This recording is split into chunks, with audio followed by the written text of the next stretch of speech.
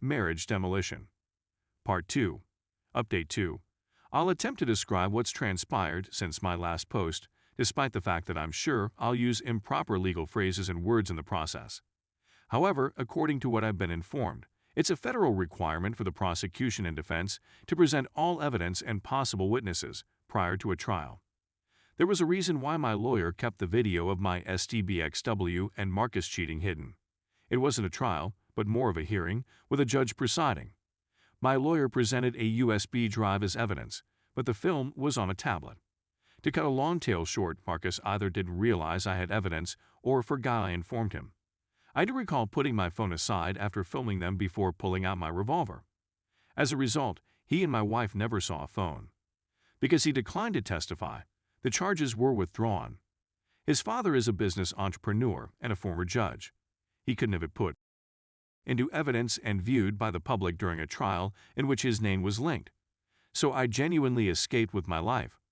My lawyer is fairly positive she could have persuaded a jury to convict me. However, the absence of accusations or a trial is preferable. Marcus exited the courtroom before I could. As soon as I switched on my phone, I received alerts about missed messages and calls from a strange number that I mistook for my wife. Because I didn't read or listen to anything, I didn't react to anything, but I was certain she just discovered I had video proof. She was either attempting to make peace or waging war. Her lawyer might consult with my lawyer. No, I haven't communicated with her in any way, shape, or form. I knew she was dead to me the instant I caught her cheating on me. If I want to communicate with the dead, I'll have a seance.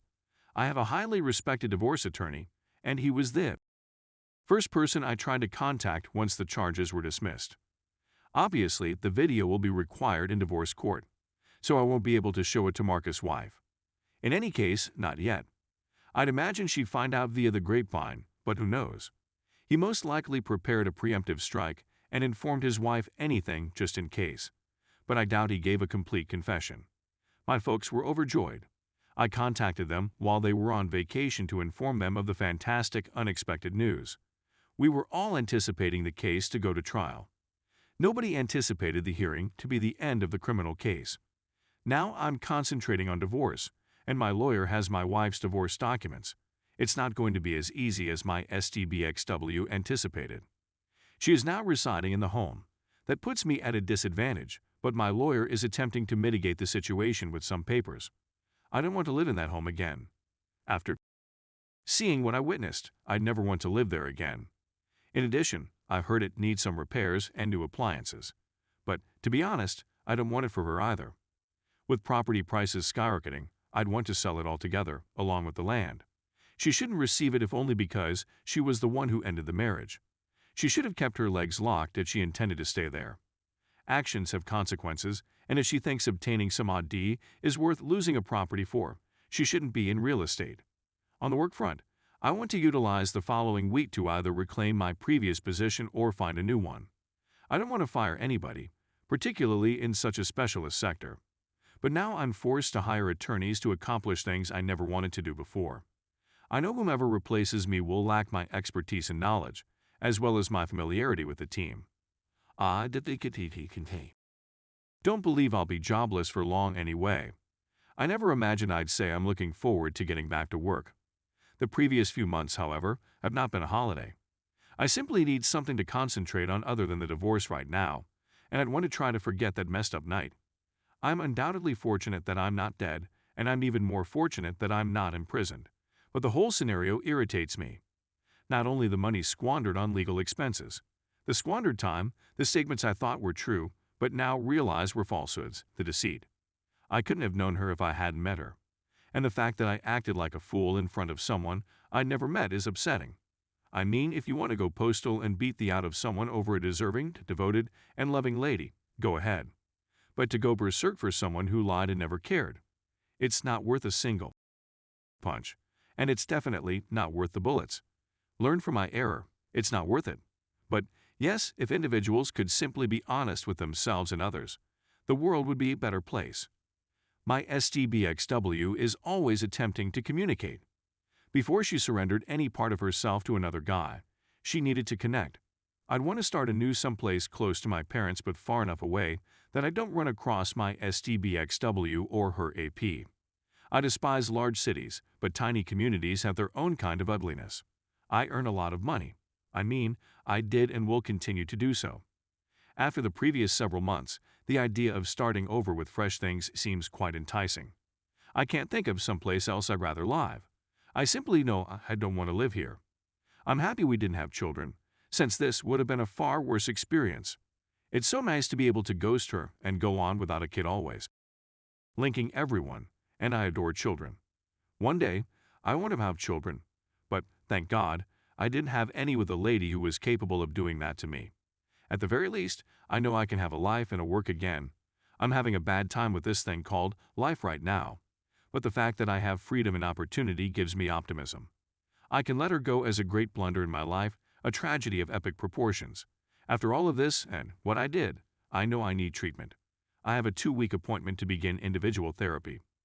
I already know I'm going to be slammed for my rage problems, but I need to hear it. And I need someone to assist me in putting my life back together after everything fell apart. I appreciate the counsel that has been offered to me here. I appreciate the positive feedback as well as the negative feedback. I accept that what I did was a mistake. I can only improve myself in the future. I can't alter who I was in the past. Final update. I've been debating how to even begin to convey what has transpired and where things stand for days. I owed it to those who have offered me sound advice since my blunder to provide an update. But merely recounting what occurred, with all the specifics and drama, would take much too long. Our attorneys started communicating. My STBXW side continued asking if she and I could communicate, and I kept saying no. Our side attempted to push the conversations forward and start the ball going on our side. My lawyer believed they were getting twitchy every time the home and property were discussed. But they insisted on meeting face-to-face and talking, claiming that it was critical for both of our futures, whether separated or together. I was still tempted to say no, but my lawyer basically informed me that I'd have to face her in court at some point and that we should meet. They knew we had proof of adultery but hadn't seen it. My lawyer wanted to know precisely what they were going to say and what angle they were taking. I just didn't want to see or hear her. We met since they were unwilling to conduct a group text. We gathered in a conference room at my attorney's office. When my wife and her lawyer entered, I was already seated. I wanted my stare to portray a mixture of hatred and revulsion. She began weeping and walking toward me, indicating that it had failed. I told her to F off, which made her weep even more. I started to move back and away from her, which caused her to stop approaching. I'll spare you the details, but I cursed her out more than any human has ever been cursed out. She'd never heard me shout at her until that fateful night. I never cursed at her before that day in the conference room, not even that dreadful night. I let it all hang out. Every heinous idea I had about her, every horrifying belief I had about her, and everything I wanted would happen to her. Her lawyer was completely taken aback, whereas mine was just little taken aback, although I informed him to anticipate it when he consented to the meeting. My wife now understood that I meant every word I spoke and despised her for what she'd done to us, what she'd done to me. We had to take a 30-minute break before the meeting could begin to cool down. When we finally met, my wife requested that I talk to her without interruption. I wouldn't be able to provide a word-for-word recount of what she said if I tried, so I won't. She began by apologizing profusely for all that had occurred. She wanted I would call her or respond to her messages, but she knew it wouldn't happen given what I said earlier. Then she proceeded to inform me that the land we own may be worth a lot of money in the not-too-distant future. Apparently, a corporation that I will not name, but that everyone has heard of wants to buy a large quantity of property to develop on.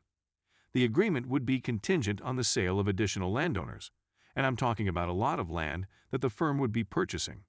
Our property is in a rural zone, X miles from a power plant, X miles from a major highway, airport, water supply, and so on. It meets all of their requirements. Then she said we needed to talk about the land since she couldn't sell it without me. That's when I intervened. But you could have if I'd gone to jail, couldn't you? I said. It wasn't a question at all. Her lawyer's look told me the answer. Then she revealed that she had instructed Marcus not to pursue charges. I was sprinting because I wanted to strike someone. But I can't punch a lady because my attorney would sue me. I didn't mind that they continued to communicate after that night, but it still irritated me. She said that they needed to keep in touch since he was the guy behind the attempted transaction. He stands to earn a fortune as the agent, and we stand to profit much more as the owners. Because of his parents' jobs, he has extensive political and real estate contacts. But when he saw a chance to exclude me from the equation, he seized it. He never showed up in a place nude, and he always had clothing in his vehicle, but I had no idea. The officers received a drastically different account from what really occurred. However, I'm not surprised. My wife stated she wouldn't testify when I was accused, but she couldn't get me to reply to her. She said that she was relieved that the accusations against me had been dismissed. That's when I inquired whether she was relieved before she discovered I'd videotaped her and Marcus. She didn't respond. I showed her and her lawyer the video I'd shot by handing them my phone. My lawyer probably didn't want me to show it, but they were aware of its existence and I couldn't show it to anybody else. I assured her that Marcus' wife will ultimately view the film. That's when she informed me I'd be wasting a lot of money I'd never make performing my job. I inquired whether money or greed was the reason she cheated. ISH the not. She really admitted to me that she cheated for us. The debate that erupted around that remark alone lasted more than an hour. We took a break for lunch, and I walked out to eat alone for an hour to get away from everyone. She delivered me wonderful news in an unusual manner, but it was wrapped in SH. The attorneys were ecstatic to learn of the probable sale of property. They knew we'd find out eventually, and any prospective quick sale I'd have to consent to. So they spilt the beans. If I want, I can cancel the entire thing. It won't cost Marcus anything right now, but it will prevent me from earning a lot of money. But I can't earn much money until my STBXW makes a lot of money as well. When I returned to the conference, my wife pretty much detailed how it all began. She was conducting one of those house showing parades. Marcus' agency was displaying 2 of the properties. They knew each other since they traveled in the same circles. But then he approached her and asked whether we were content where we were. He then said that he knew an agent who specialized in business/manufacturing locations. He outlined his concept, and I'm sure she saw many signs. Marcus, a well-known POS in our region, could most likely acquire the property from locals far more easily than someone they'd never encountered. Working together, the 2 agents could simply purchase cheap and sell high. Due to the location of our property, the transaction could not be completed without our participation.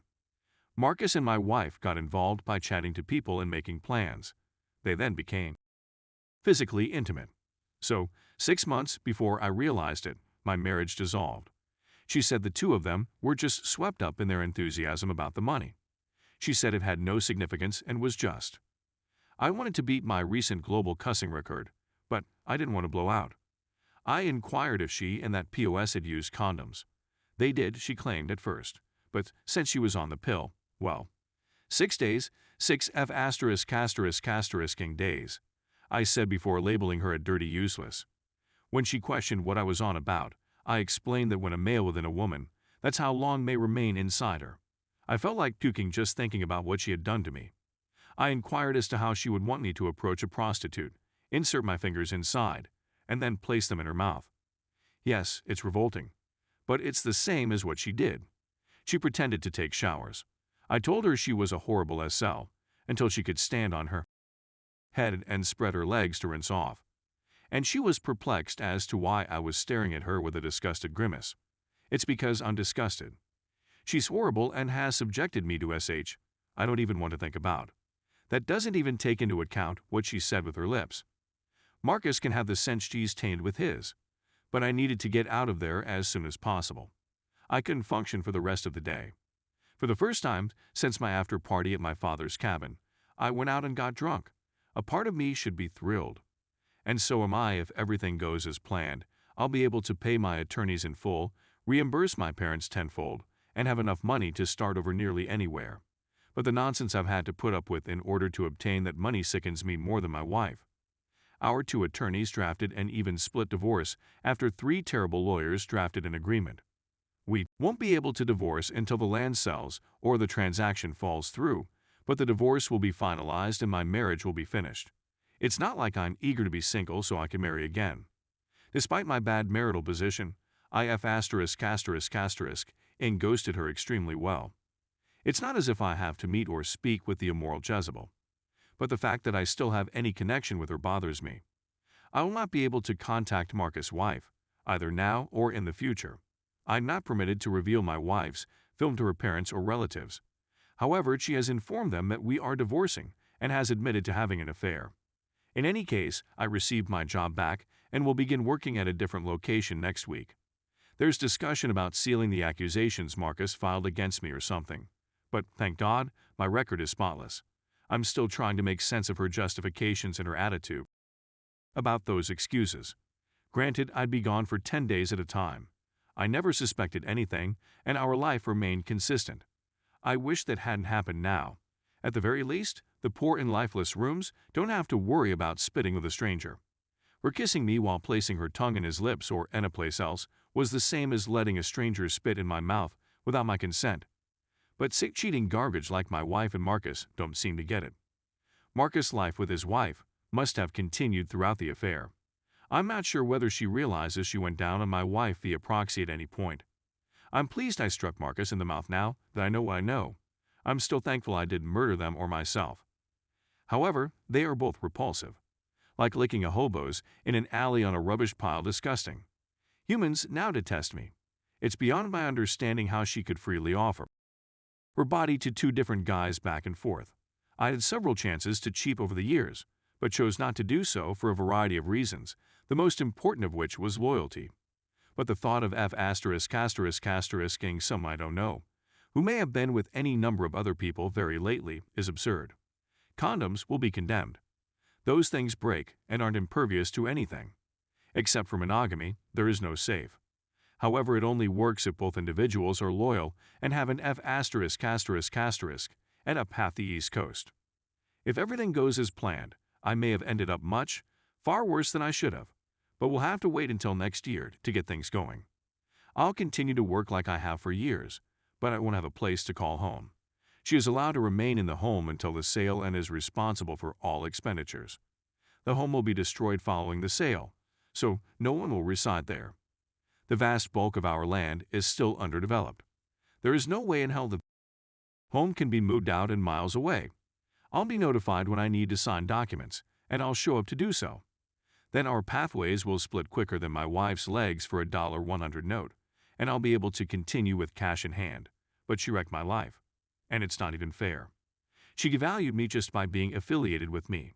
She divulged something that I didn't want to know, because it all stems from the first remark on my first article.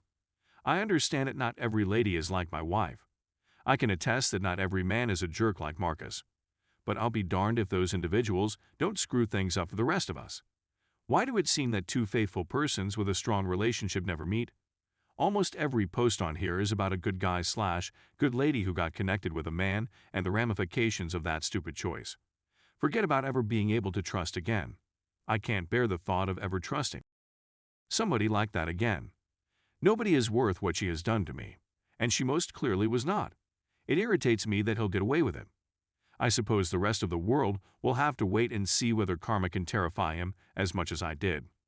I don't understand why there should be another update. She and I are getting divorced. Money will be put into both mine and her accounts, and I'll never see her or talk to her again. Either way, that's how it'll end. It's just been put on hold indefinitely. I'd want to thank everyone who offered me advice, instructed me to keep my mouth shut, and encouraged me to get attorneys. Thank you to everyone who encouraged me to keep going.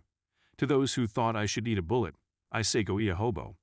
I'll probably disappear for a day or two after publishing to answer to a few comments. I desire healing for all of you who have been dumped, as I do for myself. Until that time. Last edit. This is my final post in this topic. I am grateful to all who have supported me. I also thank those who gave me a kick in the shins. To the haters, I support your freedom to do so. Just know that I'm not going to lose any sleep over it. As things now stand, the land will most likely be sold in April or May. The industrial real estate agent has removed many of the obstacles that the corporation would have to overcome in order to purchase the property. There is no word on when the clearing and construction will begin, but I'll have my money by then and won't mind. As a result, as much as possible is being rushed. My wife still calls or messages me now and again, but I don't answer, read, or react. I don't think she cares about me, and she never has. Giving your body to random strangers for their enjoyment is foreign to me. The idea that she can do that with her body disgusts me, and I don't want anything to do with her or anybody like her. It honestly bothers me that I cherish her body more than she does. But hey, whatever. In any case, I'm done with relationships. Because of my wife's behavior, there is no way in hell I could have a kid with any woman.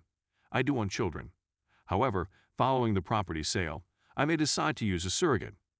My wife's sole contribution to the table after her adultery is children. Women don't need males to have children anymore, and I certainly don't need another adulterous, disloyal wife to do it. And at the very least, I'll know my children are being morally and ethically raised. My ex-wife does not have either of those things, and her behaviors demonstrated that she would never be a decent wife, and that she will be a terrible mother. God bless whatever kid that WH brings into the world.